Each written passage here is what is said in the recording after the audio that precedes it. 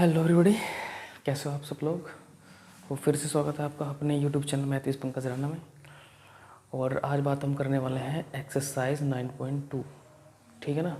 तो 9.2 बहुत ही easy exercise है ये, और थोड़ा सा इसके बारे में डिटेल में थोड़ा पढ़ते हैं और फिर इसके क्वेश्चंस कर लेंगे, ठीक है ना।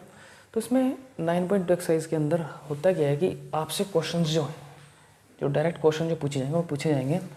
एक एग्जांपल के तौर पे कर रहे हैं कि dy/dx² + y = 0, ठीक है ना। ये एक डिफरेंशियल इक्वेशन है आपके पास, ठीक है। तो ये क्वेश्चंस कैसे बनेंगे कि इस डिफरेंशियल इक्वेशन का सॉल्यूशन बताएं आप। जनरल सॉल्यूशन क्या होगा, क्या बताओ, जनरल सॉल्यूशन क्या होगा वो बताइएगा आप। तो इतना तो हमें पता है कि हमने किसी ना किसी फंक्शन का डिफरेंशिएशन किया होगा, तब हमें ये डिफरेंशियल इक्वेशन मिली होगी, सीधी सी बात है ना। तो जब हम सपोज, वैसे इसका जो सॉल्यूशन है हम लिख लेते हैं एग्जांपल के तौर पे। इसका जो यानी कोई ना कोई फंक्शन तो रहा होगा जिसका डिफरेंशिएशन हमने किया होगा, वो ये डिफरेंशियल इक्वेशन देगा। तो वो a sin x + b ये है। वाकई में यही इसका एक सॉल्यूशन है, सोल्व करोगे तो यही आएगा, ठीक है ना। तो क्वेश्चन कैसे बनेंगे कि डी ये इक्वेशन गिवन होगी, आपसे पूछा जाएगा कि क्या ये इसका एक जनरल सॉल्यूशन हो सकता है, वेरीफाई करो, चेक करो, ठीक है। तो हमें चेक करना पड़ेगा, ठीक है। अच्छा, इसमें थोड़ी सी छोटे से पॉइंट क्या है कि ये जो a और b इसका एक सॉल्यूशन होगा, ऐसा लिखते हैं हम। तो इस डिफरेंशियल इक्वेशन का ये फंक्शन जो इसका सॉल्यूशन होगा, क्योंकि इसका डिफरेंशिएट करके ही आपको ये वाली इक्वेशन मिली है। तो इसके अंदर जो ये a एंड b है, ये लिख लो आप, a एंड b आर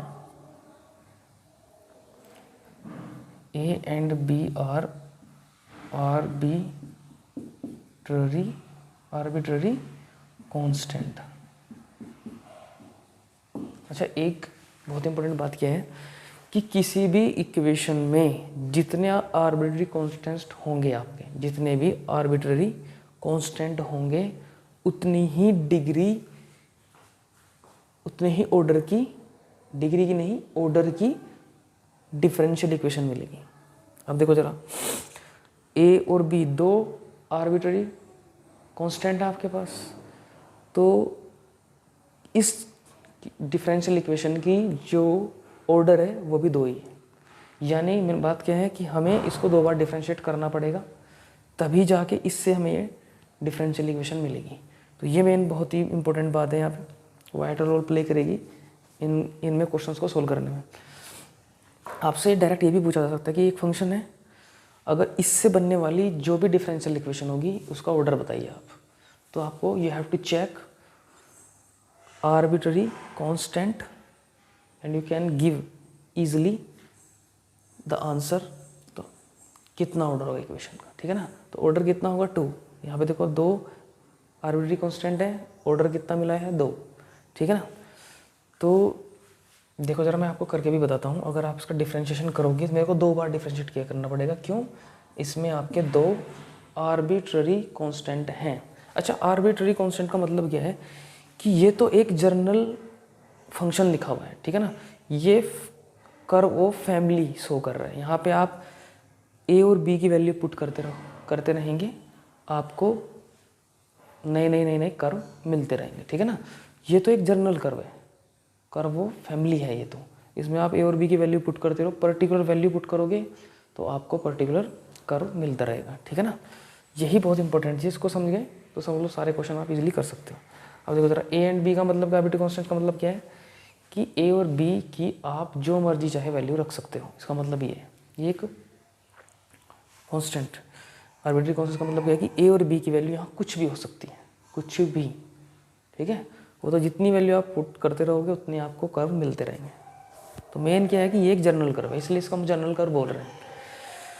अगर मैं आपको बताऊं कि अगर मैं इस फंक्शन का डिफरेंशिएशन करूं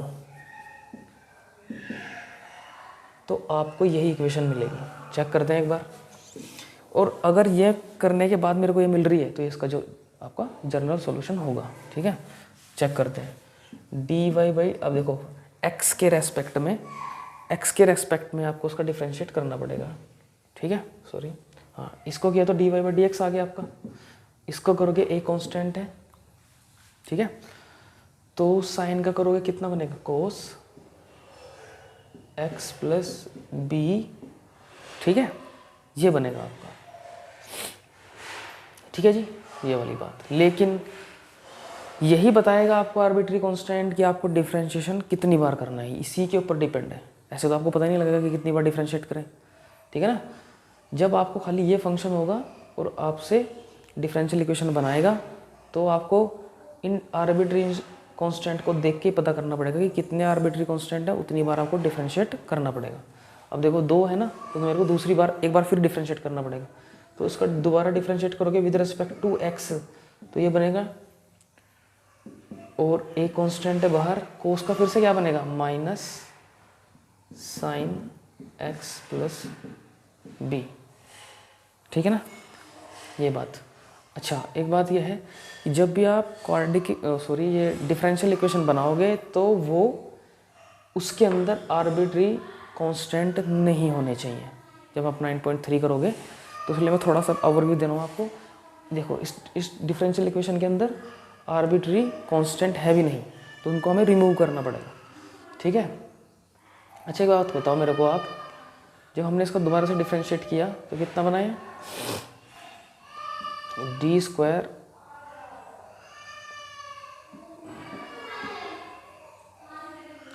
ये बना ना, ये हो गया हमारा माइनस ए। अच्छा ये बताओ मेरे को, इतना ये क्या वैल्यू दे रहा है दोबारा से आपको, यही तो ओरिजिनल वैल्यू मिली है मेरी जो y था, तो यहाँ पे रख सकता हूँ मैं y, तो इस y को इधर लेके जाएंगे तो कितना बनेगा, D Y by D x square, y इधर लेके आओगे प्लस y इक्वल टू 0। ये देखो जरा चेक करो, ये हमारे पास डिफरेंशियल इक्वेशन आ गई है।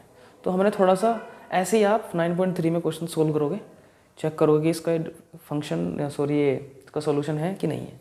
तो इसलिए हम बोल सकते हैं कि ये जो था इस डिफरेंशियल इक्वेशन का, ये फंक्शन इसका सॉल्यूशन है।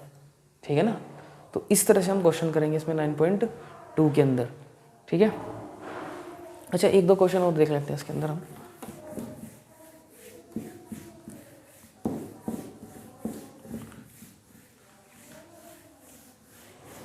ठीक है, ये हो गया हमारा। सपोज आपको क्वेश्चन गिवन है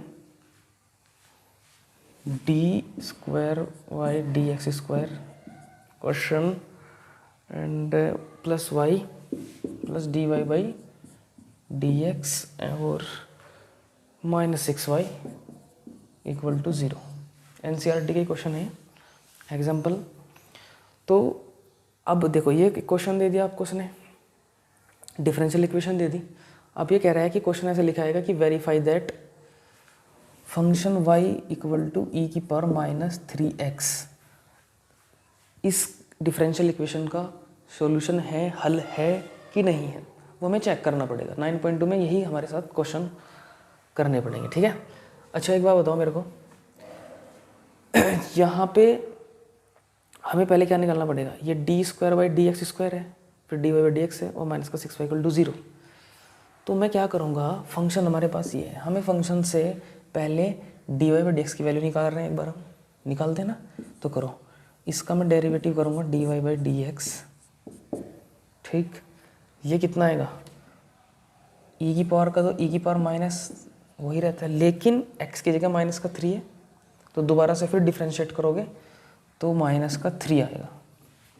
चेन रूल लगे नहीं लगेगा, चेन रूल पढ़ा हुआ है आपने।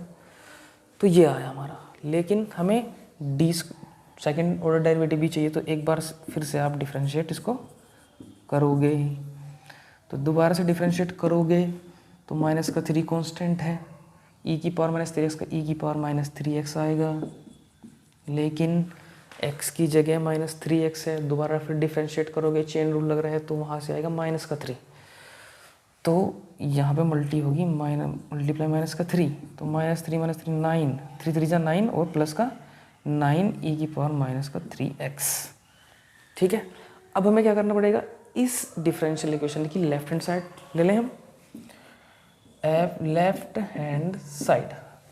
अच्छा, D Y by D square की वैल्यू 9, देखो मैं थोड़ा शॉर्ट कर रहा हूँ, आपको इक्वेशन लेनी पड़ेगी, लेफ्ट हैंड साइड लिया हमने, चलो मैं लिख भी देता हूँ, D square by D x square plus D Y by D X minus 6y equal 0 नहीं, हमें लेफ्ट हैंड साइड लेनी है, तो इनकी वैल्यू पुट कर दो आप। सेकंड ऑर्डर डेरिवेटिव की वैल्यू कितनी है, e की पावर माइनस का 3x, ठीक है, फिर प्लस यहाँ पे कितना है, माइनस का 3 e की पावर माइनस 3x, तो यहाँ पे माइनस ही आ जाएगा, तो वैल्यू पुट करोगे आप 3x, ठीक है। और y की वैल्यू देखो यहाँ पे y है, यहाँ पे y की वैल्यू e की पावर माइनस 3x ही पुट कर दो आप, तो माइनस का 6 e की पावर माइनस का 3x। देखो जरा ध्यान से देखो एक बार, लेफ्ट हैंड साइड ली d Y by D x और सेकेंड ऑर्डर डेरिवेटिव की वैल्यू निकाली हमने, ठीक है, वो वैल्यू यहाँ पे पुट कर दी, और ये y एज इट इज़ हमने यहाँ से पुट कर दिया। ये देखो 9 e की पावर माइनस का 3x, ये माइनस माइनस का 9 e की पावर माइनस के 3x, ये सेम है 0, तो हम बोल सकते हैं left hand side equal to right hand side. तो हम बता सकते हैं कि y इक्वल टू ई की पावर माइनस 3x जो है वो इस डिफरेंशियल इक्वेशन का एक सॉल्यूशन है, ठीक है ना। तो ऐसे आपको 9.2 के क्वेश्चन सोल्व करने हैं, ठीक है ना। It will help you a lot, तो आपको प्रैक्टिस करनी है। फिर बात करते हैं इसी के और अदर क्वेश्चंस की, जब तक आप प्रैक्टिस कीजिए, ठीक है। थैंक यू, धन्यवाद for watching my YouTube channel.